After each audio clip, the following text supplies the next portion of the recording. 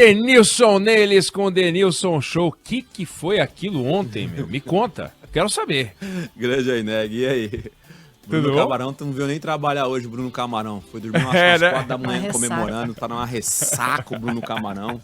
Passei por ele ali e falei, boa tarde, Bruno Camarão. Ele não conseguiu nem responder. Tá ali, ó, o Camarão tá fazendo sinal assim, ó, tá doido. Tá boa tarde, ouvintes do Band News FM, em especial aos corintianos, né? Do Ceará, rapaz. Vamos ser justos, mas que o Corinthians merece aí os parabéns, né? Aos torcedores, principalmente aqueles que viajaram 3, 4 dias de ônibus pra chegar lá. Não vai dar nem tempo de voltar pra ver o jogo do Corinthians com o Flamengo no Brasileiro, que eles vão estar voltando de viagem. Mas assim, um jogo extremamente difícil pro Corinthians, por todas as circunstâncias que antes do jogo a gente falava muito, até durante a transmissão a gente estava falando. Corinthians, falei ali no jogo aberto agora, que eu acho 2 coisas importantes. Assim. Primeiro, a confiança que o elenco tem no Cássio.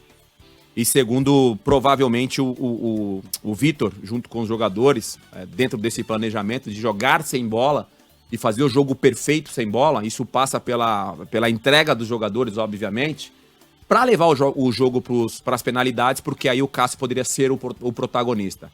Até pelo histórico que o Cássio tem nas penalidades, e aconteceu dessa forma. Se você analisar o jogo mais friamente, o Corinthians praticamente não finalizou uma bola no gol. O Corinthians não deu um chute no gol. Passou o primeiro tempo, eu até falei em off aqui com os companheiros ontem de trabalho, se o Corinthians já tinha visto a cor do uniforme do Rossi. Porque o Corinthians não passava do meio de campo. Então, assim, eles colocaram na cabeça que tinham que fazer um jogo perfeito sem bola, fizeram, foram pros pênaltis e o Cássio acabou sendo o protagonista. E aí um detalhe importante também, dá uma moral pro Gil, que entrou bem. O Gil que tava alguns jogos sem jogar. Ele entra no jogo no lugar do João Vitor, que já viajou, né, para assinar um contrato em Portugal. Logo depois do jogo ele já pegou um voo privado para ir pra Europa. E ele entra bem. E aí no segundo tempo o Boca Juniors teve só aquela finalização por cima do Benedetto e não fez mais nada pra variar dele, né? Então, parabéns ao elenco do Corinthians, mostrou humildade, né, dentro das circunstâncias. Então, fecha a casa e vamos levar o jogo para os pênaltis. E felizmente deu certo. Então, possivelmente aí o Corinthians deve pegar o adversário do Estudiantes ou Fortaleza, se eu não me engano. O Corinthians pega o Flamengo. Flamengo e Tolima, perdão. Flamengo e Tolima, que se enfrentam hoje, né? O Flamengo venceu por 1-0. Então tem tudo aí pra encaminhar a classificação. Acho que vai ser uma classificação também com emoção. Assim como foi o do Atlético Mineiro ontem, na reta final ali, um pênalti bem marcado, na minha opinião, que o Hulk acabou convertendo.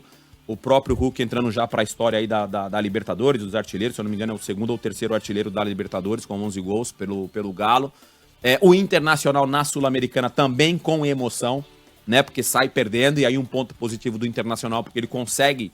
O Inter conseguiu fazer um 2-1, virar o jogo ainda no primeiro tempo. Então, quando eles voltaram ali pro segundo tempo, já voltou mais empolgado.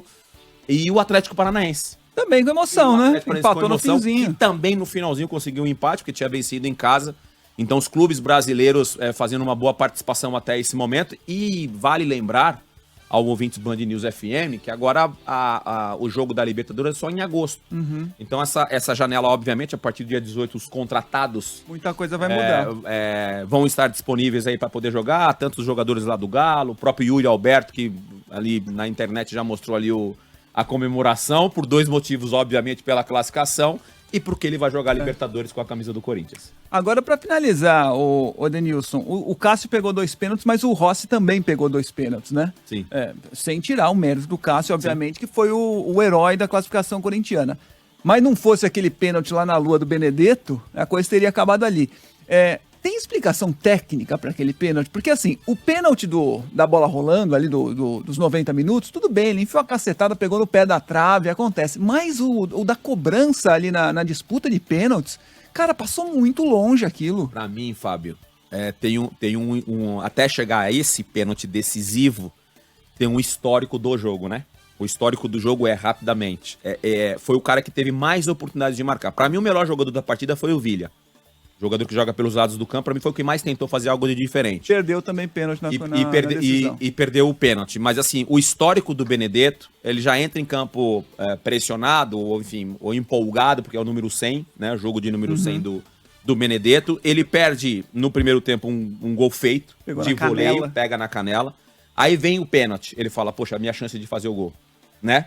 E tipo, apagar aquele erro que eu tive alguns minutos. E aí ele vai e erra o pênalti. Porque o pênalti que ele errou durante os 90 minutos, legal, ele escolhe um canto ali, bate bateu forte, de pé, escolhe um canto no lado esquerdo do goleiro Cássio, a bola bate na trave e beleza, perdeu o pênalti. E aí já vem a cobrança. No meu entendimento, eu tô tentando, há tanto tempo que eu parei de jogar futebol, que eu tô tentando resgatar esse sentimento de atleta quando você comete alguns erros individuais dentro do jogo. Às vezes o jogador consegue digerir rápido o erro e outros jogadores não. Então a sensação que eu tenho é que ele não digeriu os erros durante o jogo. Então ele teve esse voleio que ele errou, ele teve o pênalti que ele errou, no segundo tempo ele teve a cobertura que ele errou. São 3 oportunidades claríssimas que ele teve. E aí vai pra penalidade, e aí tem a declaração do Sebastião Batalha dizendo que ele pediu pra bater o último pênalti. Então o que ele queria ali? Ser o protagonista. Eu não fui protagonista, né, Fabio? Eu não fui protagonista durante os 90 minutos, por X motivos, e aí eu quero ser o protagonista avançando, né? Fazendo o gol que classifica o Boca Júnior pra quartas de final. Aí ele vai com raiva. Foi muito longe. Raiva, eu vou bater forte no meio do gol. Ele pegou mal e jogou lá no último nível da arquibancada da Bomboneira. E aí acabou sendo o protagonista do lado negativo e muito positivo para os corintianos. Virou o grande ídolo do Corinthians. é o Benedetto.